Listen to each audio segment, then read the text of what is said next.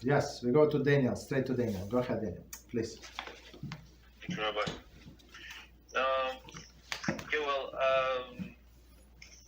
it was actually mentioned in the book, but it's like more like a general question as well. So how did the difference between the Minhagim originated? Because, of course, all Am Israel follow the same Torah and everything, but there are, to me, like, huge differences in some aspects. For example, the slichot, like Ashkenazic do not do 40 days in a row as Sefardic do, and some other ones that I don't have at the top of my head right now. So how did this difference between Minhagim originated? Like, it's actually, yeah, that's a very very good question. So this slichas, that's very interesting, right? So let me start with a story. So it was one of the Ashkenazic towns, and they sent the boy. So the guy was working, has his own like small shop, and he saved some money and sent his boy to yeshiva. So it was like very expensive, very like usually children would help in the shop, right, to run the business. But this boy, he went to yeshiva. He became so important in his own eyes, and he came back for Pesach. Usually there is no yeshiva on Pesach. So he came on Pesach and said, okay, so for Pesach and until the end of the summer. That was the procedure where he went back and then came back for the holidays. So he said, he came and said, no, I'm going to eat rice on Pesach. So everybody was shocked. Said, we Ashkenazi, we don't eat rice. No, he said, it's not Ashkenazi, you are like you simpletons. I came from yeshiva. I'm going to eat rice because that's what is allowed. Okay, that's what is allowed. That's what is allowed. Okay, for you. So and nobody ate rice, of course, in the family, beside these guys, because it's a Sephardic tradition. And then the guy was like very proud of himself that he's very learned. And the Elul came. The months of Elul. So his father, said, son, get up. It's 4:30 in the morning. So what's going on? Why are you waking up? He said, it's time for slichas. You eat rice on Pesach. You have to say slichas.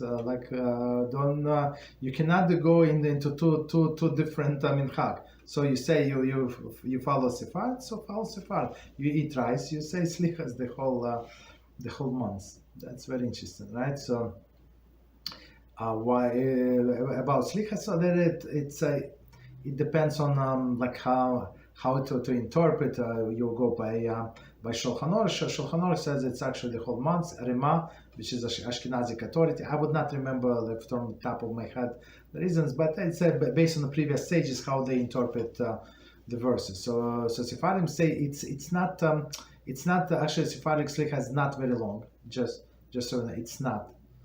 Right, and I think it's the same. If I'm not mistaken, it's the same, almost the same. The whole month until Rosh Hashanah. Okay, so two parts of slichas. One, just so you know, one is from let's say for before Rosh Hashanah, and one between Rosh Hashanah. On Rosh Hashanah there is no slichas. So from the third day. From Tishrei until Yom Kippur, so two separate sets of slichas. It's almost the very different texts. So Sephardim start from Elul, but Ashkenazim start from the week before the Motzei Shabbos, meaning after the Shabbos ends, on a week that Rosh Hashanah falls. But it cannot be, I think, less than 3 days or 4 days because of some verse. So if that is the case, so they start 1 week before that. So but Ashkenazic slichas very long, like to say maybe like 45 like almost 1 hour. For me it takes like around 1 hour to say the slichas. The people, of course, they much faster, and that's it. And right, and every day it's a different theme, like if you have time to read about the 12 insight, it's like every slicha is appropriate to that specific day. It's very very interesting. But that's it. So like they developed different. They went according to different Talmid Chacham. That's it. On the Sefardim when after one, Ashkenazim when after another. That's it.